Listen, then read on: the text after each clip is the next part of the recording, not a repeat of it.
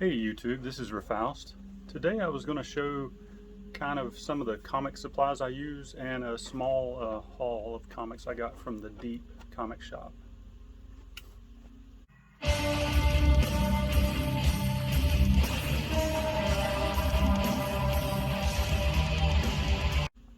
So let me go ahead and I'll show the comics I got from the Deep. It's a comic shop in Huntsville, Alabama.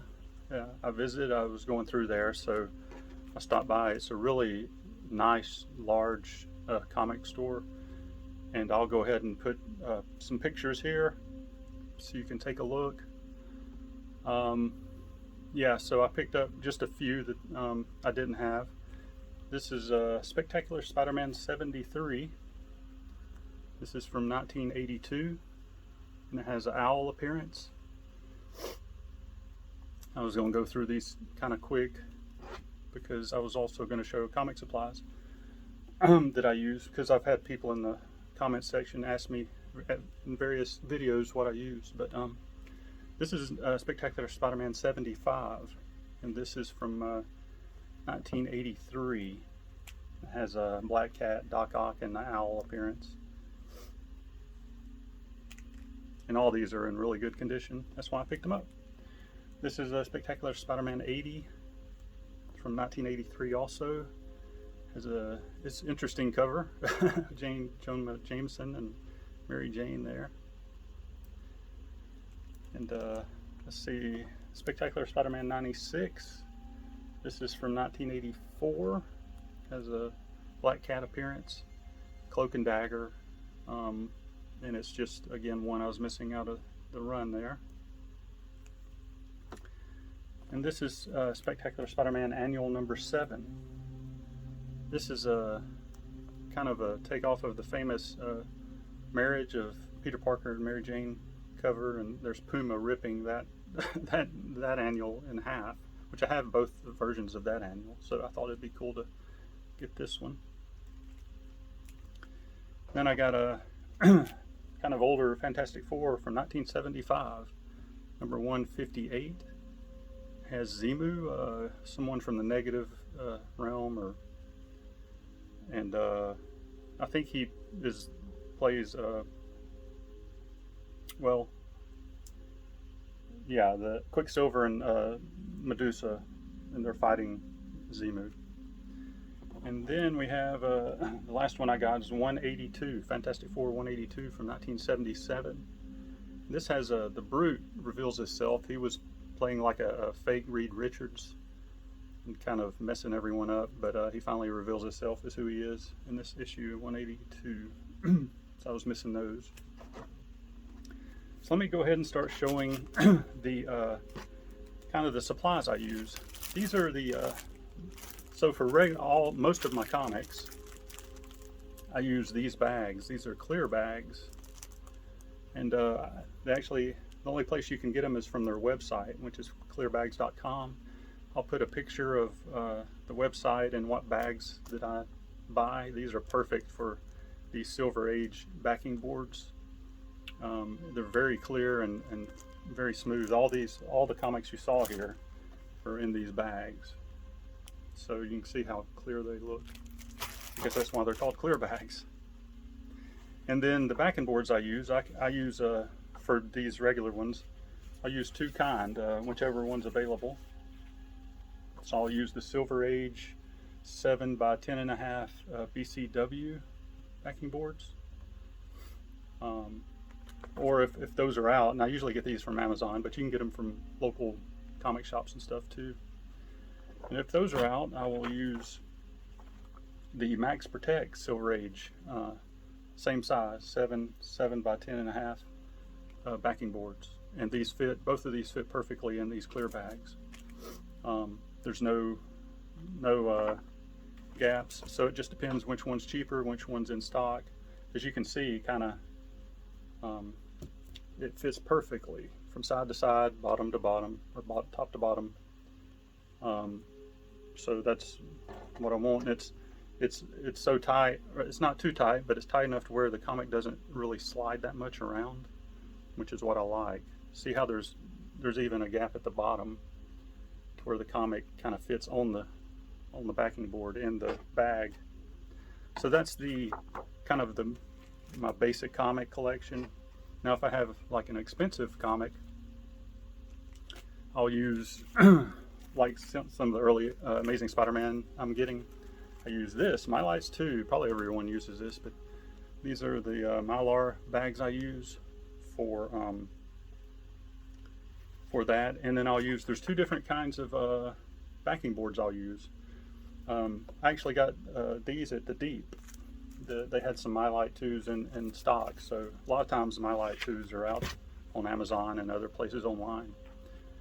And then I also use, for the backing boards, acid-free fullbacks. These are E. Gerber, just like the Mylite 2s are E. Gerber.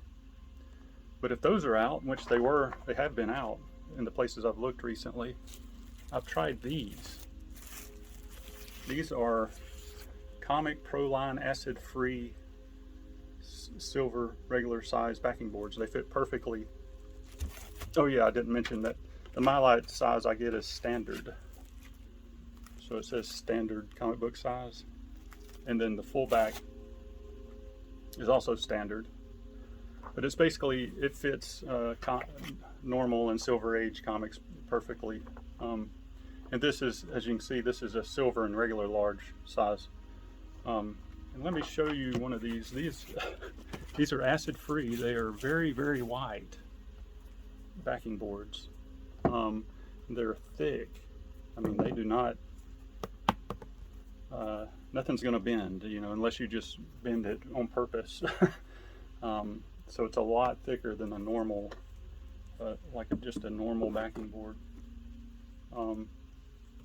Anyway, those, I was glad to find those. I think someone suggested those in replacing, if you don't use the fullbacks from E. Gerber.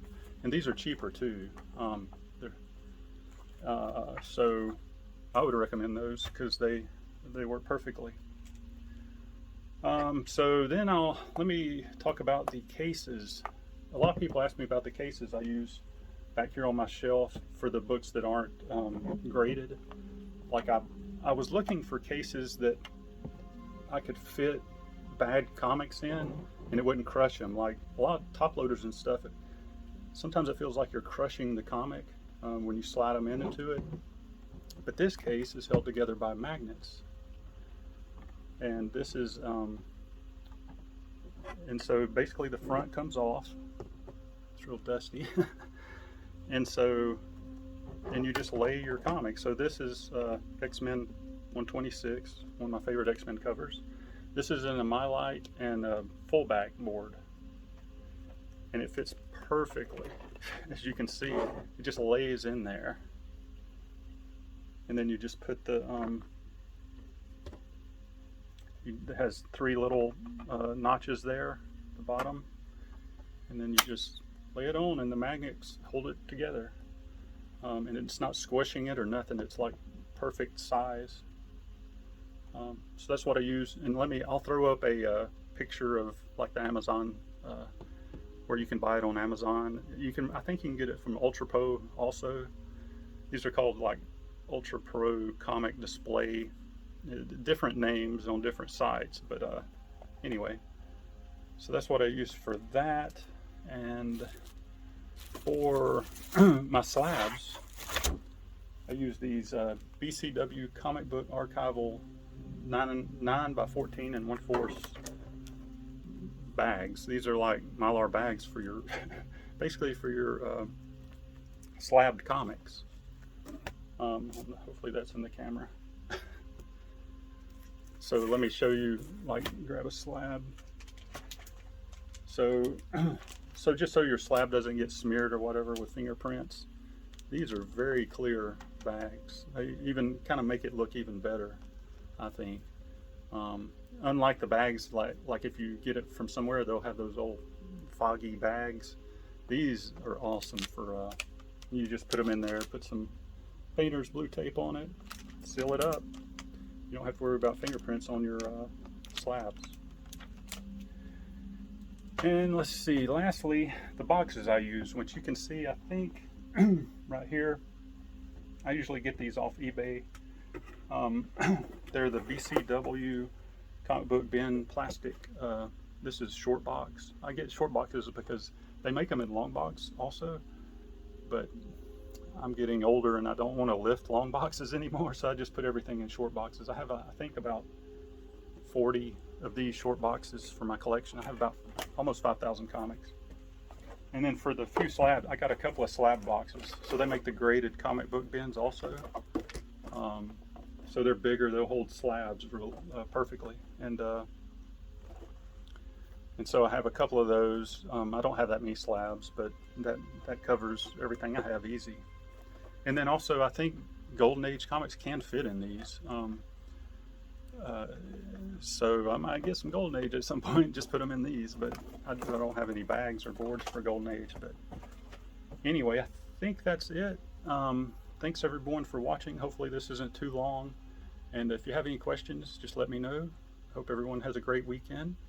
Give me a like and thumbs up, subscribe if you like this video. And I will talk to you guys later. Bye.